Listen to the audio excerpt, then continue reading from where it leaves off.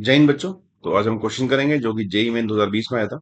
The question is in the given circuit diagram a wire is joining points B and D. The current in the wire, तो इस wire में current निकालना। ठीक है। तो अगर मैं इस सर्किट को दोबारा से देखूं तो आपको ये दिख रहा होगा कि ये दोनों पैरेलल में एक्चुअली ए 1 और 4 और 2 और 3 पैरेलल में है ना। तो अगर मैं इसका आर नेट निकाल लूं तो 1 और 4 पैरेलल में, दैट मीन्स कि नेट हो जाएगा 1 into 4 upon 1 plus 4, this is 4/5, this is 0.8 है ना। और मैं इनका नेट निकालूं यही पैरेलल में, बिकॉज यहाँ पे जितना डिफरेंस है उतना डिफरेंस यहाँ पे भी है। This is 3 into 2 upon 2 plus 3, 6/5, it is 1.2। तो अगर मैं इनका नेट ड्रॉ कर लूं तो 0.8 आया था और उसका नेट आया था 1.2। ये बैटरी है 20 वोल्ट की। तो अगर इसका आर नेट निकाला जाए तो दोनों सीरीज में, तो दिस इज 2 हो जाएगा। Current equal to V/R 10 ampere. अब यहाँ से 10 एम्पेयर करंट फ्लो करेगा, है ना।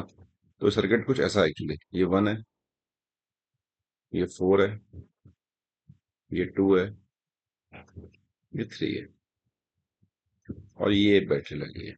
इस सर्किट का सिंपलीफाइड वर्जन है 20 वोल्ट की, फिर 10 एम्पियर करंट गया है। तो अगर मैं यहाँ पे लगाऊं करंट डिवीजन पैरेलल का फॉर्मूला, अगर मैं यहाँ पे करंट निकालने की कोशिश करूँ कि ये कितना होगा I1, तो फॉर्मूला ये होता है I1 का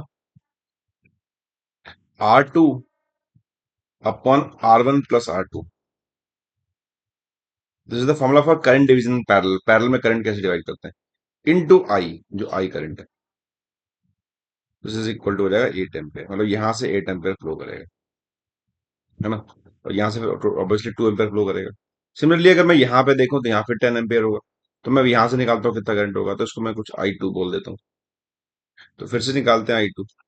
तो इसमें निकालना है तो R2 अपोजिट डायरेक्शंस अपॉन दोनों का सम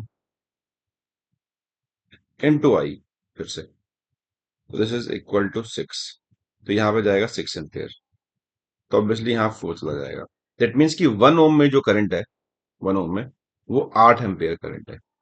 और जो 2 ओम में करंट है वो 6 ओम करंट है, 6 एम्पियर करंट है। यहां से मैंने देखा सिंपलीफाइड सर्किट से। तो अब अगर यहाँ पे अब लगाएं केसीएल किरचॉफ लॉ, तो आप ये पाएंगे कि भाई 8 एम्पियर इधर से आ रहा है और 6 एम्पियर यहां जा रहा है, तो बाकी दो कहाँ गया, तो बाकी दो नीचे से पास हो जाएगा ऐसे। दैट मीन्स कि 8 आया और 6 गया, तो दो और बच गया, तो दो इस ब्रांच से फ्लो कर जाएगा बीडी से। तो आंसर विल बी 2 एम्पियर। तो इस तरीके से क्वेश्चन को कर सकते हैं। काफी अच्छा क्वेश्चन है। तो this is all about this lecture. Thanks for watching.